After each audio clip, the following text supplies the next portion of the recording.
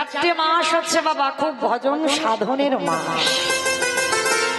যেমন ভগবান তিনটে মাসকে ডিসকাউন্ট দিয়েছে, যেমন বৈশাখ মাস, মাঘ মাস আর নিয়ম সেবা দামোদর ব্রতের মাস। যদি কেউ সারা বছর আমিষ আহার করে, নিরামিষ হয়তো পেতে পারেন না, অনেকে আছে বাবা এমন ভক্ত পাচ্ছেন না নিরামিষ খেতে, কিন্তু চরণ ধরে বলে যায় অন্তত চেষ্টা করবেন এই তিনটে মাস বিশেষ করে নিরামিষ আহার করতে, বৈশাখ মাস, মাঘ মাস আর নিয়ম সেবা কার্তিক ব্রতের মাস। আর আমরা বৈষ্ণব পদ অবলম্বন যারা করেছি সামনের মাস, এই সামনের মাসটা বাবা আবার একটা বিশাল মাহাত্ম্য আছে। আমার এই পরম বৈষ্ণব বাবা ভোলানাথের মাস, জানো তো? বহু বহু ভক্তরা এই মাসটা একটা মাসে হয়তো নিরামিষ আহার করে। চেষ্টা করবেন সামনের মাসে চারটে সোমবার, চারটেই পড়বে মাসে, হিসাব করে দেখবে এই চারটে সোমবার অবশ্যই আমার পরম বৈষ্ণব ভোলানাথের কৃপা পাবার জন্য আমার ভোলানাথের ব্রত অবশ্যই পালন করবেন। কেন জানে? অনেকে বলে বাবা শিবরাত্রি ব্রত করে, কেন করে? বলে স্বামীর মঙ্গলের জন্য। ভুল কথা, স্বামীর মঙ্গল টঙ্গল নয়, ওইটা যে শুধু নারীদের ব্রত এটা ভুল কথা, পুরুষদেরও ব্রত সবার।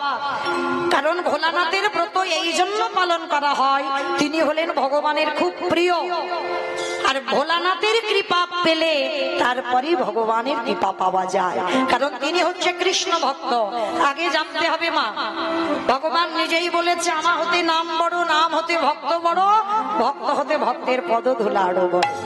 তাহলে শিবরাত্রি ব্রত এই জন্য পালন করা হয়, এই যে শ্রাবণ মাসের ব্রত যারা পালন করবেন এই জন্য পালন করবেন যাতে আমার কৃষ্ণ প্রাপ্তি হয়ে যায়। নিতাই গৌর প্রেমানন্দে হরি বল। মনে রাখবে মায়েরা, সরাসরি কোনোদিন ভগবানের চরণে যাওয়া যায় না, আগে ভক্ত চরণ ধরতে হবে। আর যত ভক্ত চরণ আশ্রয় করবে তত তাড়াতাড়ি তোমার গৌর গোবিন্দ কৃপা হয়ে যাবে। নিতাই গৌর হরি বল, হরি বল। ওই জন্য বলছে বাবা সাধু সঙ্গ, সাধু সঙ্গ সর্বশাস্ত্রে কয়, লবা মাত্র সাধু সঙ্গ কৃষ্ণ প্রাপ্তি হয়ে যায়। তাহলে সাধু সঙ্গ করো, ভক্ত সঙ্গ করো। আর বৈষ্ণব সঙ্গ করতে গেলে বাবা ভোলানাথের ব্রত অবশ্যই পালন করবে। তো যারা যারা সামনের ব্রত পালন করবেন, শ্রাবণ মাসের ব্রত যদি নাও পারেন, চেষ্টা করবেন মা ওই সোমবার কটা একটু নিরামিষ আহার সেবা করতে। আর যারা সেই সারাদিন চলে যাবার পরে দুপুরবেলা অনেকে আবার হবুসি পালন করবে, মানে বোঝেন তো হবুসি পালন মানে বোঝেন? আতপ চাল একটু ঘি দিয়ে ডাল দিয়ে একটু প্রসাদ খেতে হয়। অনেকে সারাদিন থেকে ওই একবারই আহার করবে সোমবারটা। চেষ্টা করবেন অন্তত ভগবানের কৃপা পাওয়ার জন্য পরম বৈষ্ণবের চরণ আশ্রয় করতে। আর এই পৃথিবীতে যে বৈষ্ণবের চরণ আশ্রয় পাবে অবশ্যই তার গৌর গোবিন্দ কৃপা হয়ে যাবে। তাহলে সেই বাবা ভোলানাথের একটা নাম হলো মৃত্যুঞ্জয়, যেটা ভগবান করে দেখাতে পারিনি সেটা আমার বাবা ভোলানাথ করে দেখিয়েছে। তাহলে মায়েরা ভক্তের পাওয়ারটা কত ভগবানের থেকে বেশি নয়? কারণ ভক্ত মনে করলে বাবা ভগবানকে চোখ রাঙাতে পারে, ভক্ত মনে করলে ভগবানকে শাসন করতে পারে, ভক্ত মনে করলে ভগবানকে মারতেও পারে। আবার ভক্ত যদি মনে করে ভগবানকে তার দরজায় বন্দি করে রাখতে পারে। যেমন দেখেছিল এক সপ্তাহ বলি মহারাজ, রাখেনি? দরজার ধারে দারোয়ান করে ভগবানকে রেখে দিয়েছিল, বলে ভক্তের সঙ্গে চালাকি নয়। যেমন এই যে 9টা দিন জগন্নাথ মাসির বাড়িতে আছে, জানো তো? জগন্নাথ কায়দা করতে গিয়ে আমার গুন্ডিচা মাসির বাড়িতে বন্দী হলো 9টা দিন। এই পৃথিবী যতদিন থাকবে, জগন্নাথ ধাম পুরী ধামে জগন্নাথ যতদিন থাকবে, যত মহামারী হোক না কেন, কিন্তু 9টা দিন মাসির বাড়ি জগন্নাথকে যেতেই হবে। কেন? 18টা ছেলে হারিয়েছে এই গুন্ডিচা, একটা নয় দুটো নয়, 18টা ছেলে হারিয়ে পাগলিনীর মতো কেঁদে কেঁদে অন্ধ হয়ে বসেছিল। তো জগন্নাথ মন্দিরে থাকতে পারলো না। জগন্নাথ এসে একদিন ডাক দিয়েছিল মা, চমকে উঠেছিল গুন্ডিচা, চমকে উঠেছিল। কে? এই পৃথিবীতে মা বলে ডাকার তো কেউ নেই। আমার 18টা ছেলে ওই জগন্নাথ কেড়ে নিয়েছে। আর সেই 18টা ছেলের মাথা দিয়ে 18টা থাম্বা তৈরি হয়েছে, তাতে হয়েছে 18 নালা। মনে রেখো মা, জগন্নাথ দর্শন করলে হবে না। যারা পুরী ধামে গেছেন, অনেকবার হয়তো পুরী ধামে গেছেন, কিন্তু জগন্নাথ দেখবার আগে তাকে একটা জিনিস দর্শন করতে হবে, তবে জগন্নাথ দেখার ফল হয়, যেটা হলো পুরী ধামে 18 নালা। এই অনেক ভক্তরা বাবা আমরা দেখি না 18 নালা, আগে ওটাকে দেখতে হবে। কিন্তু মায়েরা আপনারা হয়তো দেখতে পান না, পরে গাড়িতে করে আসেন। এখন তো পানাতে ভরপুর হয়ে গেছে, এখন আর ভালো করে দেখা যায় না। কিন্তু মায়েরা এই 18টা ছেলের মাথা দেওয়া আছে ওই সেতুর উপরে। কেন? ইন্দ্রদম্ন রাজা নিজের 18টা ছেলেকে বলি দিয়ে ওই সেতু নির্মাণ করেছিল। কেন? রাজা হয়ে জগতের কল্যাণের জন্য, জগতের মঙ্গলের জন্য নিজ পুত্রকে বলি দিয়েছিল।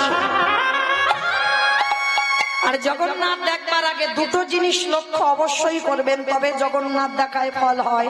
একটা হলো 18 নালা, আর একটা হলো গরুরোধ স্তম্ভ। জগন্নাথের সামনেই আছে দেখবেন একটা বড় গরুরোধ স্তম্ভ। এখনো দেখবেন মা গিয়ে ওই জায়গাতে মহাপ্রভুর হাতের চিহ্ন আজ বর্তমান আছে। কেন? প্রতিদিন গম্ভীরা থেকে মহাপ্রভু সন্ধ্যা আরতি দেখতে আসত, আর প্রতিদিন ওই গরুরোধ স্তম্ভতে হাত দিয়ে আমার সচল জগন্নাথ, অচল জগন্নাথ দর্শন করি। জগন্নাথ এটাই গৌর প্রেমানন্দে হরি বল, হরি বল। ওগো জগতের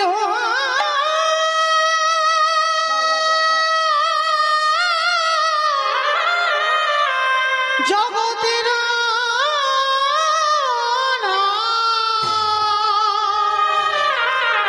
হে জগন্নাথ, এবারে আমায় কৃপা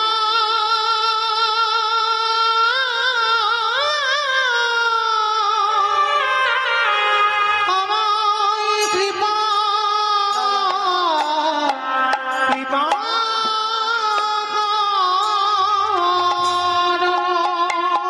তাই সেই 18টা ছেলে হারিয়ে গুন্ডিচা আমাকে দিয়েছিল। জগন্নাথ মন্দিরে কাঠ হয়ে থাকতে পারলো না, অচল হয়ে থাকতে পারলো না, ছুটে এলো ওই গুন্ডিচা মার ঘরে। যেই না মা বলে ডেকেছে, সর্বঙ্গে জগন্নাথের হাত বুলাচ্ছে। কে তুই? আমার তো একটাও ছেলে মা বলে ডাকার নেই, সত্যি করে বল তুই কে? মা, আমি তোমারই জগন্নাথ। চলে যা। কেন এসেছিস আমার কাছে? দেখতে এসেছিস আমি কত সুখে বসে আছি পুত্র হারিয়ে। মা, কারণ যদি একটা ছেলে চলে যায়, আর একটা ছেলেকে কি ভালোবাসে না? পারবি আমার সন্তান হয়ে আমার কাছে থাকতে? পারবি আমার হাতের রান্না খেতে? আর আপনারা জানেন মা, মায়ের পরেই মাসিরই জায়গা এই জগতে।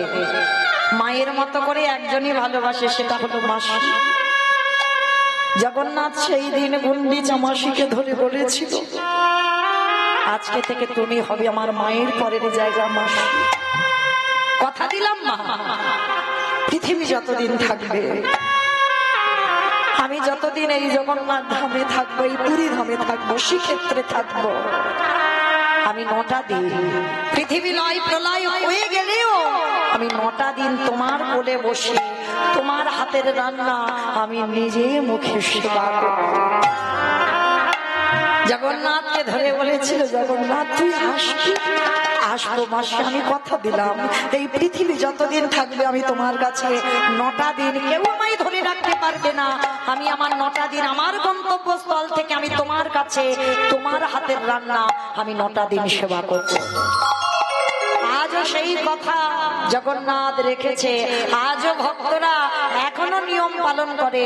আমার জগন্নাথ ভক্তের ডাকে মাসির বাড়ি চলে যায়। তাহলে লক্ষ্য করেন, ভক্তই একমাত্র পারে ভগবানকে জব্দে ফেলে দিতে, আর অন্য কেউ পারবে না। যার জন্য 9টা দিন পরে থাকতে হলো নিজের মন্দির ছেড়ে আমার গুন্ডিচা মাসির ঘরে।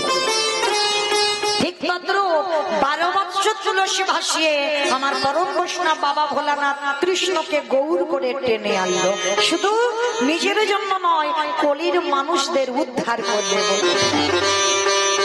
তো আজকে লক্ষ্য করে দেখেন, এই যে পরম বৈষ্ণব বাবা ভোলানাথ, তিনটে যুগে শিব হলো, কিন্তু কলি যুগে শিব নয়।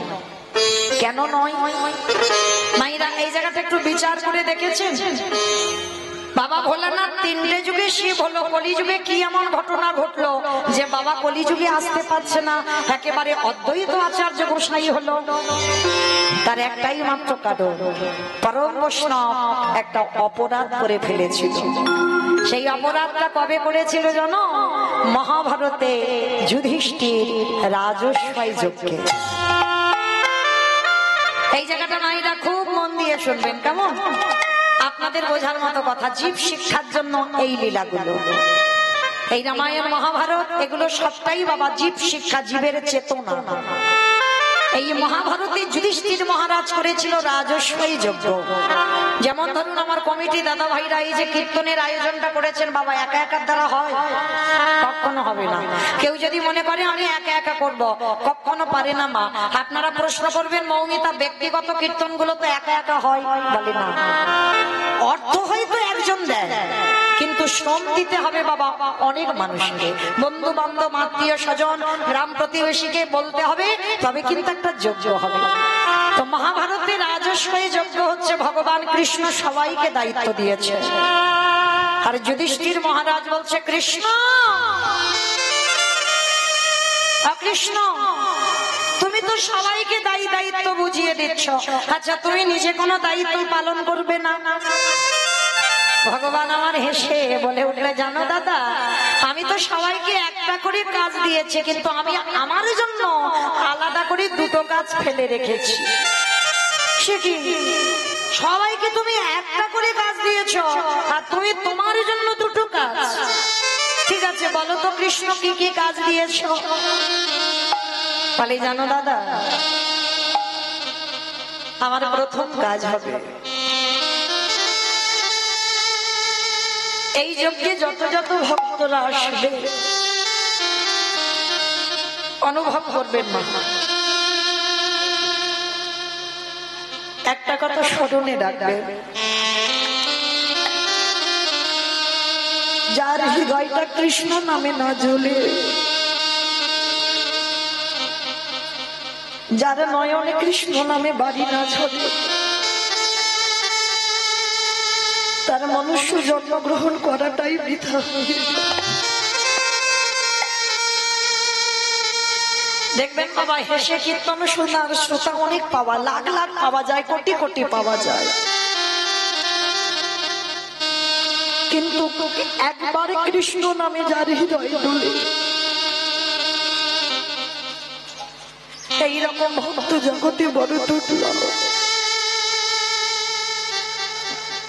ভগবান বলছে, জানো আমি দুটো কাজ নিয়েছি, প্রথম কাজ হবে এই যজ্ঞে যত যত ভক্তরা আসবে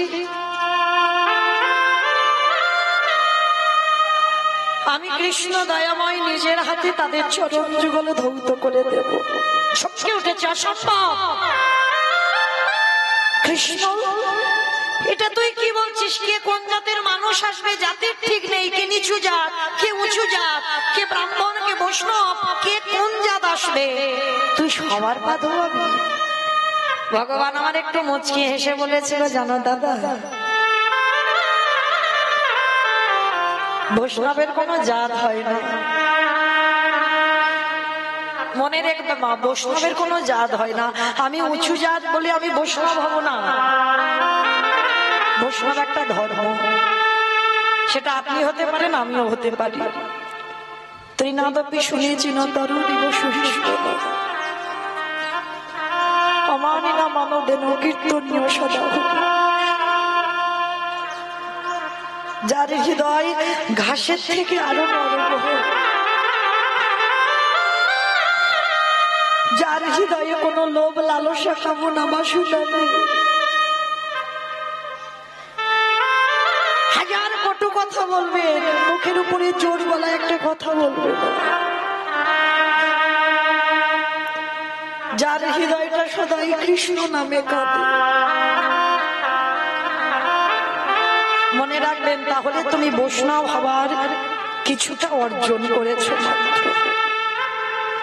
তো ভগবান কৃষ্ণ বলছে আমি সবার পা ধোবো। আচ্ছা ভাইরা, এই জায়গাটা একটু ভেবে দেখেছে, যিনি বিশ্বের শ্রেষ্ঠ মালিক ভগবান, যার কোনো কিছু অভাব নাই, যে মনে করলে একটা সেকেন্ডে পৃথিবীটাকে লয় প্রলয় করে দিতে পারে, একটা সেকেন্ডে পৃথিবীটা ধ্বংস করতে পারে, সেই ভগবান আজকে রাজস্বই যজ্ঞে পা ধোয়ার কাজ করছে কেন? ভগবান নিজের জন্য না, আপনাদের আমাদের চৈতন্য দেবে বলে, শিক্ষা দেবে বলে। কি শিক্ষা পাচ্ছি আমরা? ভগবান জগৎকে শেখালো, ওরে কলির জি, তোদেরও দুয়ারে যদি কোনোদিন সাধুগুরু বৈষ্ণব যায়, চেষ্টা করবি সবার আগে নিজের হাতে তাদের চরণগুলো ধরতে। মনে রেখো মা, যদি কোনোদিন পান সাধুগুরু বৈষ্ণব গুরুদেব দুয়ারে, চরণ ধরে বলে যায় সবার আগে চরণ ধোয়ার ব্যবস্থাটা করো।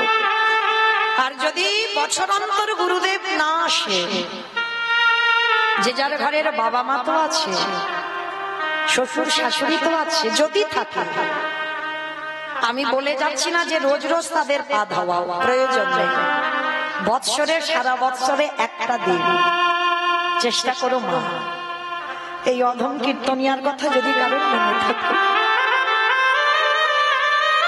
তুমি যদি ভগবানকে ডাকতেও ভুলে যাও, ভগবান বললেন আমার থেকে যদি কেউ আমার ভক্তকে বেশি ভালোবাসে, আর বিশেষ করে ভাগবতে সুদামাকে বলে রেখেছিল, সুদামা সবার আগে বড় গুরু হলো যে যার ঘরের বাবা মা, তারপরে শিক্ষা গুরু দীক্ষা গুরু, তারপরে গুরু হলাম আমি ভগবান। কই ভগবান তো একবারও বলেনি পৃথিবীতে সব থেকে আমি বড় গুরু, না, সবার আগে বাবা মাকে জায়গা দিয়েছে। তাই চেষ্টা করবেন মা, বৎসরে একবার, যেমন ভগবানকে সিংহাসনে রেখে ভজন করছেন, বৎসরে একবার বাবা মাকেও সিংহাসনে বসিয়ে বাবা মার গলায় মালা দিয়ে নিজের হাতে চরণগুলো ধৌত করে আমরা মনুষ্য জীবনে কর্তব্য, যে মা 10 মাস 10 দিন কত কষ্ট ভোগ করে ধরে রেখেছে, বৎসরে একবার নিজের হাতে বাবা মাকে একটু যত্ন করে খাইয়ে দিও। কারণ ভগবান কৃষ্ণ রাজস্বই যজ্ঞে করে শিক্ষা দিল, তোরা আমাকে দেখে সে নিজে আচরি ধর্ম জীবের শিখায়, নিজে না করলে ধর্ম জীবকে শেখানো না যায়। ও যে ভক্তিতে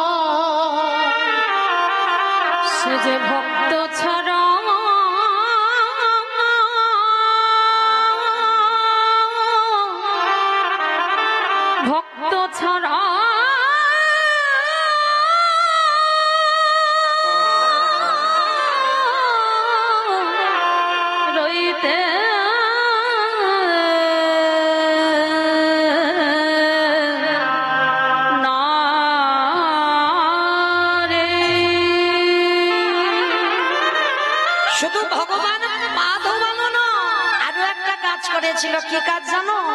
যারা যারা ভক্তরা প্রসাদ পেয়েছিল, কৃষ্ণ আড়ালে গিয়ে ওই এঁঠো পাতাগুলো নিয়ে নর্দমায় ফেলেছিল। শুধু পাতা ফেললো না, আরো একটা কাজ করেছিল। ওই ভক্তরা যখন প্রসাদ পাচ্ছে না, একটু করে প্রসাদের থালাতে প্রসাদ লেগে আছে।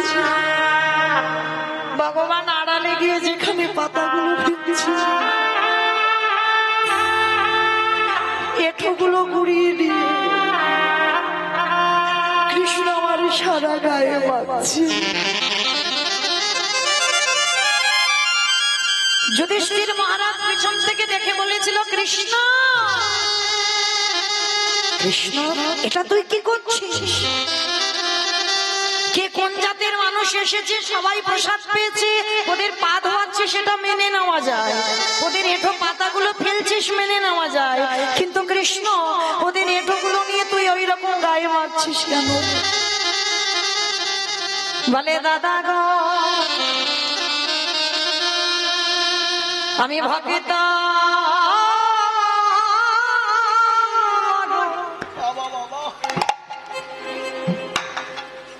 আমার ভালো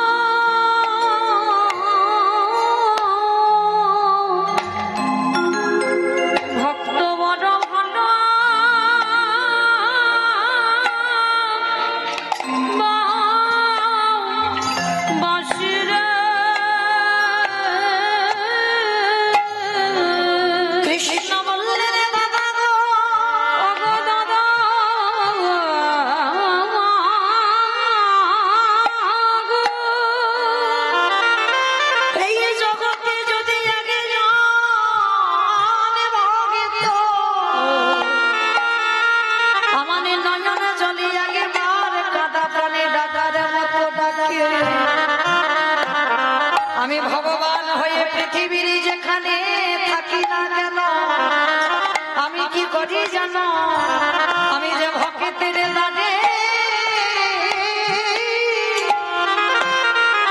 আমি দয়াল ছুটি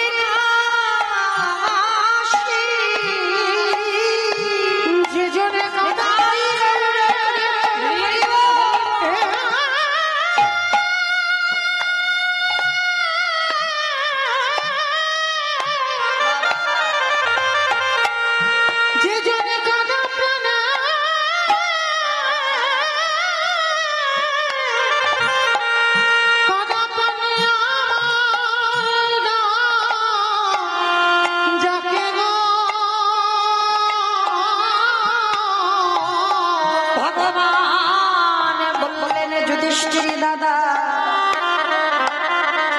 এ জগতে ভক্ত যদি একবার আমার চরণে সদস্য পেয়ে দেয় আমি তাকে নিয়ে কি করি জানো শুধু ভক্ত ভগবান ভক্ত একা কাঁদে তা তো নয় আজ দুজন কাঁদে আজ দুজন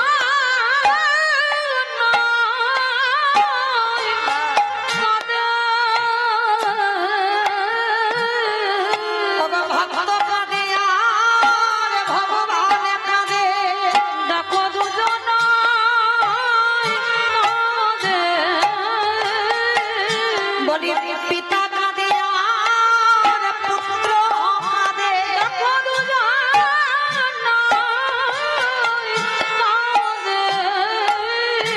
জীবাত্মা পাদে আর পরমাত্মা পাদে দেখো দুজন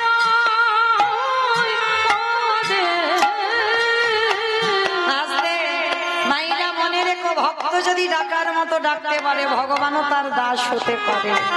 যুধিষ্ঠির বলছে কৃষ্ণ, আচ্ছা তুই ওদের পা ধোবাচ্ছিস, সেগুলো